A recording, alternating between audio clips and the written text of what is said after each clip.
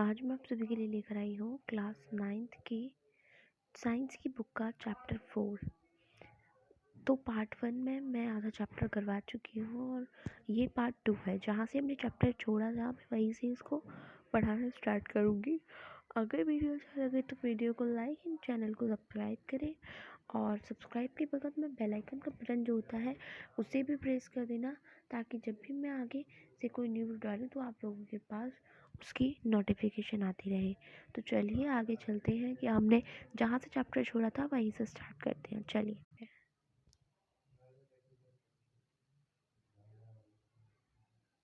अब हम पढ़ेंगे न्यूट्रॉन्स के। अब देखो न्यूट्रॉन जो है इसमें दे रखा है कि 1932 में जो जे चैडविक थे उन्होंने एक सब एटॉमिक पार्टिकल को डिस्कवर किया, यानी कि खोज निकाला, जो कि चार्ज और मास में प्रोटॉन के बराबर था और इसका नाम ही न्यूट्रॉन पड़ा। ठीक है, अब ये कहता है कि हाइड्रोजन को छोड़कर ये सभी एटम के न्यूक्लियस में होते हैं और न्यूट्रॉन को जो है एन से रिप्रेजेंट किया जाता है। एटम का मास न्यूक्लियस में प्रेजेंट प्रोटॉन और न्यूट्रॉन के मास के सम जो होता है उसका, ठीक है, सम से ही गिवन किया जाता है। अब देखते हैं how electrons distributed in different orbits, यानी कि अलग अलग ऑर्बिट्स में इलेक्ट्रॉन जो है वो किस तरीके से डिस्ट्रीब्यूट होते हैं। तो आपको यहाँ पर दिया गया है कि एटम जो है, ठीक है, एटम अलग अलग ऑर्बिट्स में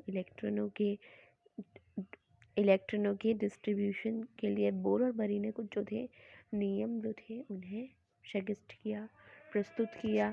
तो यहाँ पर फर्स्ट आपको दे रखा है कि the maximum number of electrons present in a shell is given by the formula 2n square. ठीक है, फिर देखो ये हो गया 2n square, where n is the orbit number or energy level. Index 1, 2, 3 hence the maximum number of electrons in different shells are as follows. First orbit or K shell will be 2 into 1 square is equal to 2. Second orbit or L shell will be is equal to 2 into 2 square into 8. Third orbit or M shell will be 2 into 3 की power 2 is equal to 18. Fourth orbit or N shell will be 2 into 4 की power 2 is equal to 32 and so on. यानी कि इन नियमों के अनुसार किसी भी orbits में प्रेजेंट ज़्यादा इलेक्ट्रॉनों की संख्या को फॉर्मूला 2n स्क्वायर से रिप्रेजेंट किया जाता है, जहाँ n जो है n ऑर्बिट्स की संख्या या उसकी एनर्जी लेवल, ठीक है। इसलिए इलेक्ट्रॉन जो होते हैं, इलेक्ट्रॉनों को ज़्यादा संख्या पहले जो हमारा शेल यानी कि ऑर्बिट वो होता है के, ठीक है, होगी तो उसकी जो होगी 2 into 1 square is equal to 2 होगा। दूसरा ऑर्बिट या एल बोल सकते हैं, एल शेल, ठीक है। तो ये होता है हमारा 2 इंटू 2 की पावर 2 इज इक्वल टू 8। ऐसी थर्ड जो हमारा थर्ड ऑर्बिट होता है, या हम बोल सकते हैं एम का शेल, तो उसमें होगी 2 इंटू 3 की पावर 2 इज इक्वल टू 18। ऐसे ही फोर्थ वाले में तो फोर्थ का ऑर्बिट या एन का जो शेल है उसमें होगी 2 इंटू 4 की पावर 2 इज इक्वल टू 32। ठीक है, चलो अब देखते हैं सेकंड पॉइंट। अब हमें सेकंड पॉइंट में कहा गया है कि the maximum number of electrons that can be accommodated in the outermost orbit is 8। तो मतलब ये है कि सबसे बाहरी यानी कि जो हमारा आउटर मोस्ट ऑर्बिट में, ठीक है, इलेक्ट्रॉनों की जो ज़्यादा संख्या होती है वो 8 हो सकती है। कितनी हो सकती है? 8 हो सकती है। अब हमें यहाँ कहा गया है कि थर्ड में कि इलेक्ट्रॉन्स जो होते हैं, ठीक है, किसी भी एटम के दिए गए ऑर्बिट में, ठीक है, शेल में इलेक्ट्रॉन तब तक जगह नहीं लेते जब तक कि उससे पहले वाले इनर शेल इनर ऑर्बिट में पूरे रूप से वो फिल नहीं जाते, यानी कि बिल्कुल भर नहीं जाते। तो इससे हमें ये पता चलता है कि हमारे जो ऑर्बिट्स हैं, ठीक है, या हमारे जो सेल्स हैं वो किस तरीके से है, स्टेप वाइज मैनर में है, ठीक है, स्टेप वाइज मैनर से भरते हैं। अब आपको यहाँ कहा गया है कि पहले हमारे 18 एलिमेंट्स जो थे, ठीक है, 18 एलिमेंट्स, ठीक है, तो उनके एटम स्ट्रक्चर की व्यवस्था को आपको फिगर 4.4 में दिखाया गया है, ठीक है। तो जैसे कि मैं बात करूँ हाइड्रोजन ये हमें यहाँ पे 18 एलिमेंट्स दे रखे हैं, ठीक है। तो पहला हमारा हाइड्रोजन है। हाइड्रोजन में कितने होते हैं एटम? हाइड्रोजन में 2 एटम होते हैं, ठीक है, जैसे कि यहाँ पे हमें दे भी रखा है। फिर हमें लिथियम में कितने एटम होते हैं? 4 एटम। फिर बेरिलियम में होते हैं 5, ठीक है। बोरोन में होते हैं 6, और ऐसे ही फिर 7 होते हैं हमारे किस में? तो इस तरीके से आपको इसी तरीके से, तो 7 कार्बन में होते हैं, ठीक है। और नाइट्रोजन में कितने होते हैं? 8 होते हैं। 9 सॉरी, तो यहाँ पर आपको कितने थे? 7 थे। तो इस तरीके से आपको, तो बाकी आप फिगर खुद रीड कर लेना, ठीक है। तो जितना मैंने आपको इसे बता दिया है फिर भी, तो ये आपके जो स्ट्रक्चर किसके थे, ये आपके 18 एलिमेंट्स के, कुछ हमारे 18 एलिमेंट्स जो थे, इसमें पहले 18 एलिमेंट की जो थी एटॉमिक स्ट्रक्चर का जो था फिगर था। चलो अब देखते हैं वैलेंसी, यानी कि व्हाट इज़ वैलेंसी। वैलेंसी क्या है? तो हम लोग पढ़ चुके हैं कि एटम की अलग अलग डिफरेंट जो उसकी ऑर्बिट्स होते हैं, उनमें इलेक्ट्रॉन किस तरीके से होते हैं, ठीक है, किस तरीके से अरेंज होते हैं। तो किसी भी एटम की सबसे बाहरी यानी कि सबसे आउटर मोस्ट सेल में उपस्थित इलेक्ट्रॉनों को ही वैलेंसी इलेक्ट्रॉन कहा जाता है, ठीक है। तो ये हमारा ज़रूरी टॉपिक है, तो इसे ध्यान से सुनना, ठीक है। फिर आपको दे रखा है कि बोरबरी जो स्कीम जो है, जिसे हम जानते हैं कि किसी भी एटम का, ठीक है, किसी भी एटम का आउटर मोस्ट ऑर्बिट पूरे रूप से भरे होते हैं, ठीक है। तो देखो ये कह रहा है कि एटम का जो आउटर मोस्ट ऑर्बिट है, यह उससे ज़्यादा 8 इलेक्ट्रॉन रख सकता है। तो ये देखा गया था कि जिन एलिमेंट के एटम के आउटर मोस्ट ऑर्बिट पूरे रूप से भरे होते हैं, वो केमिकल रूप से कंबाइन नहीं होते। तो दूसरे शब्दों में मैं उनकी किस बारे में बात कर रही हूँ कि मैं उनकी कंबाइनिंग कैपेसिटी या उनकी वैलेंसी जो होती है वो ज़ीरो होती है। तो इन्हीं जो हमारे यही इनर्ट जो एलिमेंट्स होते हैं, इनमें से हीलियम एटम जो है आउटर मोस्ट में से 2 इलेक्ट्रॉन होते हैं इनके, और भी 8 जो होते हैं 8 होते हैं। तो जो हमारे यहाँ पर एलिमेंट्स दे रखे, एलिमेंट्स की एटम कंबाइनिंग कैपेसिटी और अपने इक्वल या और किसी एलिमेंट के एटम से मिलकर मॉलिक्यूल बनाने की जो प्रोसेस है, अपने आउटर मोस्ट ऑर्बिट को पूरे रूप से भरने की कोशिश में माना जाता है। तो 8 इलेक्ट्रॉन वाली सबसे बाहरी हमारे ऑर्बिट्स को, यानी कि सबसे आउटर मोस्ट ऑर्बिट्स को ही हम 8 इलेक्ट्रॉन्स कहते हैं, ठीक है, उन्हें ही 8 इलेक्ट्रॉन्स माना जाता है। फिर कहा गया कि एटम अपने लास्ट वाली ऑर्बिट्स में 8 इलेक्ट्रॉन प्राप्त करने के लिए बहुत ज़्यादा काम करते हैं। ये आपस में इलेक्ट्रॉनों की साझेदारी करने को उनके जो है ग्रहण करने या उनका त्याग करने से होता है। तो एटम के आउटर मोस्ट ऑर्बिट्स में इलेक्ट्रॉनों के 8 इलेक्ट्रॉन बनाने के लिए जितनी संख्या में इलेक्ट्रॉनों की साझेदारी 7 होता है, तो वही उस एलिमेंट की वैलेंसी कैपेसिटी और वैलेंसी होती है। तो जिसकी चर्चा आप जो है पिछले चैप्टर में जो है की गई है। तो एग्जाम्पल के लिए हाइड्रोजन, लिथियम या सोडियम, हर एक के जो एटम है, तो इनके जो भी एटम है, ठीक है, ये क्या करते हैं, आउटर मोस्ट ऑर्बिट्स में एक एक इलेक्ट्रॉन होता है इनका, और ये एक इलेक्ट्रॉन का त्याग कर सकते हैं। तो इसलिए उनकी जो वैलेंसी है वो 1 कही जाती है। तो क्या आप बता सकते हैं कि मैग्नीशियम और एल्युमिनियम की वैलेंसी क्या है? तो ये 2 और 3 है, क्योंकि मैग्नीशियम के आउटर मोस्ट ऑर्बिट में 2 और एल्युमिनियम के 3 इलेक्ट्रॉन होते हैं। अगर किसी भी एटम की बात करें, एटम के आउटर मोस्ट ऑर्बिट में इलेक्ट्रॉनों की संख्या उसकी कैपेसिटी के अनुसार लगभग पूरी है। तो जो वैलेंसी है वो एक और तरीके से प्राप्त की जाती है। एग्जाम्पल के लिए ले लेते हैं फ्लोरीन, ठीक है। तो जो फ्लोरीन है, ठीक है ना, तो फ्लोरीन और एटम के जो उसके आउटर मोस्ट जो ऑर्बिट है उसमें 7 इलेक्ट्रॉन होते हैं और उसकी वैलेंसी 7 हो सकती है, क्योंकि जो हमारा आउटर मोस्ट ऑर्बिट है उसमें 8 इलेक्ट्रॉन्स बनाने के लिए फ्लोरीन के लिए 7 इलेक्ट्रॉनों का त्याग करने की उसे शक्ति रखनी है। ठीक है, तो एक इलेक्ट्रॉन जो है वो प्राप्त करना ज़्यादा आसान है। तो इसी तरीके से इसकी जो वैलेंसी है, अब 8 इलेक्ट्रॉन में से अगर आप 7 घटाकर सब 7 को आप सब्ट्रैक्टिंग करेंगे, ठीक है, तो क्या किया जाएगा, और इस तरह फ्लोरीन की जो वैलेंसी है वो 1 है।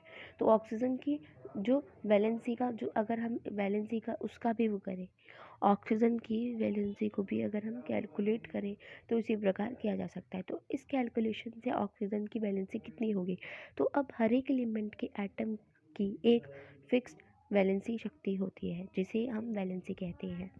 ठीक है, तो चलिए आपको टेबल 4.1 में भी दे रखा है, तो एक बार टेबल 4.1 देख लेते हैं। तो यहाँ पर ये टेबल हमें दे रखी है। इस टेबल में हमें बताया गया है कि अलग अलग ऑर्बिट्स पर इलेक्ट्रॉनों के जो हमारे डिस्ट्रीब्यूशन होते हैं उनके साथ पहले 18 एलिमेंट के एटम का कंपोजिशन। ठीक है, तो चलिए इसको स्टार्ट करते हैं। आपका फर्स्ट नेम ऑफ एलिमेंट, तो यहाँ पर एलिमेंट्स के नेम दे रखे हैं जो कि मैंने आपको पिछले चैप्टर में भी बताए थे एलिमेंट्स के नेम। तो अपना फर्स्ट एलिमेंट है हाइड्रोजन। हाइड्रोजन का सिंबल क्या है, H है। एटॉमिक नंबर क्या है, 1 है। Number of proton 1, number of neutron same है, ठीक है, 1 ही है। नंबर ऑफ इलेक्ट्रॉन 1 है। तो इसका डिस्ट्रीब्यूशन ऑफ इलेक्ट्रॉन तो KLMN यही होता है। तो इसका भी जो है 1 है, 1 1 1 सब में 1 है। वैलेंसी भी 1 है हाइड्रोजन की। तो इस तरीके से आपको सबके जितने भी हमारे एलिमेंट्स होते हैं, टोटल ऑफ एलिमेंट, उन सभी की यहाँ पे आपको वैलेंसी और सिंबल्स दे रखे हैं, atomic number, number of proton, number of neutron, तो सब दे रखा है। तो बहुत ही ज़रूरी टेबल है, इट्स वेरी इंपॉर्टेंट। सो ये टेबल आप लोग याद कर लेना क्योंकि बहुत ही ज़रूरी टेबल है। अब चलते हैं हम नेक्स्ट की ओर। ठीक है, तो ये टेबल बहुत ही ज़रूरी है, सभी याद कर लेना, एक और बार बोलती हूँ।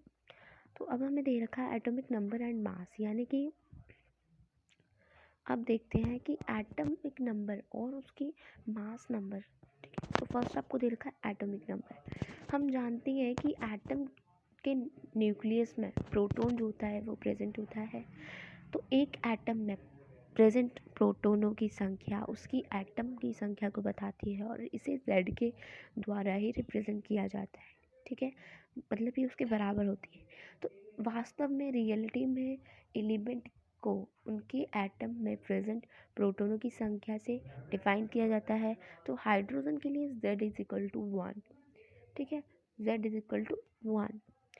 तो क्योंकि हाइड्रोजन जो है एटम के न्यूक्लियस में केवल एक प्रोटॉन होता है, और इसी तरह कार्बन के लिए Z इज इक्वल टू 6। इस तरीके से एक एटम के न्यूक्लियस में उपस्थित प्रोटॉन की कुल संख्या को ही एटॉमिक नंबर कहते हैं। तो अब देखते हैं मास नंबर।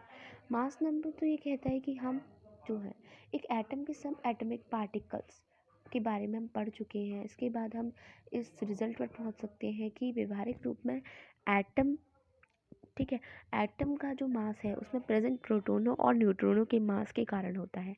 तो ये एटम के न्यूक्लियस में प्रेजेंट होते हैं, इसलिए इन्हें न्यूक्लियॉन भी कहते हैं। ठीक है, अब यहाँ पर आपको क्या कहा गया है कि जो एटम है, ठीक है, एटम का लगभग पूरा मास उसके न्यूक्लियस में होता है। तो उदाहरण के लिए कार्बन लेते हैं, कार्बन का जो मास है वो कितना होता है, 12 म्यू होता है। तो अब ये कहता है 12 म्यू है क्योंकि इसमें 6 प्रोटॉन और 6 ही न्यूट्रॉन होते हैं। ठीक है, तो 6 न्यूट्रॉन और 6 प्रोटॉन होते हैं इसमें, ये कहा गया है। तो 6 म्यू कितना करेंगे, 6 म्यू प्लस 6 म्यू कितना होगा, 12 ही होगा ना, 12 म्यू होगा। तो इसी तरीके से एल्युमिनियम का भी मास 27 म्यू है क्योंकि 13 प्रोटॉन और 14 न्यूट्रॉन एक एटम के न्यूक्लियस में प्रेजेंट प्रोटॉनों और न्यूट्रॉनों की कुल संख्या का जो सम है वो उसके मास नंबर कहा जाता है। तो किसी एटम को दर्शाने के लिए हम एटॉमिक नंबर, एटॉमिक मास और एलिमेंट का सिंबल इस तरीके से जो है लिखा जाता है, जैसे कि यहाँ पे हमें दे रखा है mass number, atomic number, symbol of element. तो इस तरीके से for example nitrogen is written as 14, ठीक है, फिर N और फिर S। ठीक है, ये हमें समझ में आ रहा है। चलो नाइट्रोजन है ठीक है, तो चलो देखते हैं। तो अब देखेंगे हम कि आइसोटॉप्स क्या होते हैं। ठीक है। आइसोटॉप्स की बात करें तो आइसोटॉप्स जो है नेचर में कुछ एलिमेंट के एटम की पहचान की गई है जिनकी एटम संख्या इक्वल लेकिन मास नंबर है वो अलग अलग होता है। एग्जाम्पल के लिए हाइड्रोजन एटम को ले लेते हैं तो इसके 3 जो होते हैं एटॉमिक स्पीसीज होते हैं, प्रोटियम, ठीक है, एच, ड्यूट्रियम। तो हम क्या लिखते हैं इसको, H2 और 1, ठीक है। ऐसे डी, ट्राइटियम तो 3/1 H या T। हर एक की एटम संख्या जो है इक्वल है लेकिन मास संख्या जो है वो मास नंबर है वो 1, 2 और 3 है। इसी तरह के एग्जाम्पल हैं। तो 1 कार्बन है, 12 जो है, ठीक है, 12 6C और 14 6C। तो 2 जो है वो क्या है, क्लोरीन है। रुक जाओ, ठीक है। तो यहाँ पर आपको इसको 1 2 3 के कुछ यहाँ पर आपको एग्जांपल्स दिए गए हैं तो आप ये एग्जांपल्स देख सकते हो, ठीक है। चलो अब देखते हैं, अब देखते हैं कि इन एग्जांपल्स के आधार पर जो भी आइसोटॉप्स हैं उनको इस तरीके से डिफाइन किया जा सकता है।